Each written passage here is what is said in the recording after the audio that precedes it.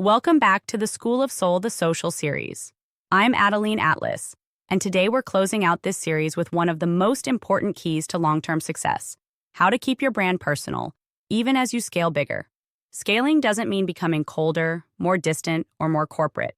In fact, the brands that scale the fastest and stay the strongest are the ones that never lose that personal, emotional connection with their audience, no matter how big they get.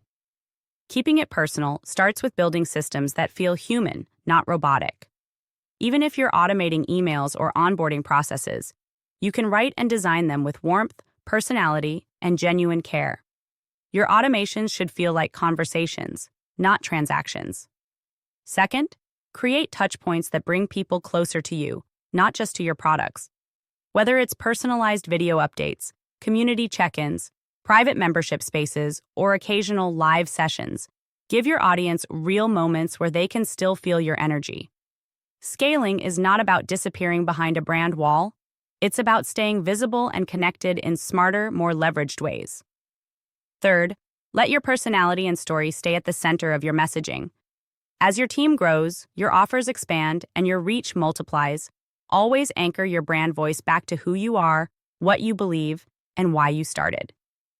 People fell in love with you, not just the product list. Protect that emotional thread as your brand expands. Finally, keep celebrating your community as you grow. Acknowledge milestones. Highlight client wins. Create spaces where new clients feel just as seen as your early buyers.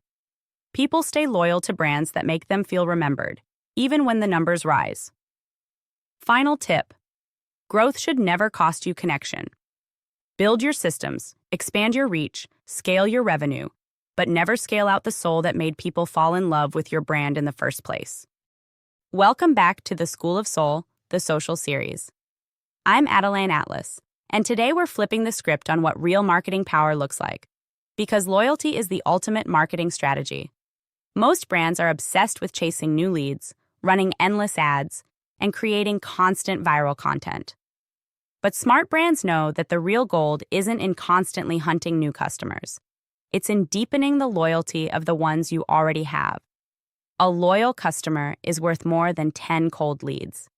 They buy more often, they invest at higher levels, they refer more people, and they become natural brand advocates without you spending a dime on convincing. When you focus on loyalty, your marketing becomes magnetic instead of exhausting. Happy customers bring their friends.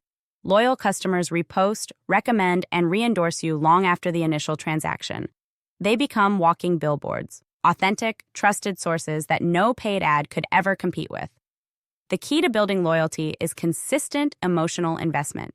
You don't just deliver products, you deliver experiences, you deliver relationships. You show up even after the sale.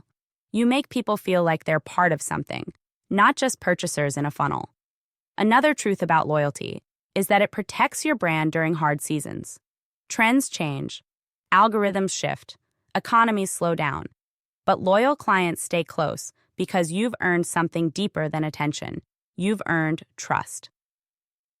Trust is the most powerful currency in the marketplace, and once you have it, your brand becomes far more resilient than brands that only chase the next viral hit. Final tip: don't just build for today's sale, build for tomorrow's loyalty. Because when you focus on nurturing real relationships instead of chasing random reach, your brand stops growing from force and starts growing from fire. Fourth, reward loyalty intentionally. Whether it's surprise bonuses, referral gifts, early access, or exclusive invites, rewarding clients who advocate for you strengthens the emotional and energetic tie they have to your brand. It shows them you don't just notice, you appreciate and honor their support. Final tip: your clients don't become your sales team because you ask them to. They become your sales team because you've made such an impact that sharing your brand feels like a reflection of their own success. Serve first, celebrate often, and watch them become your greatest marketing power.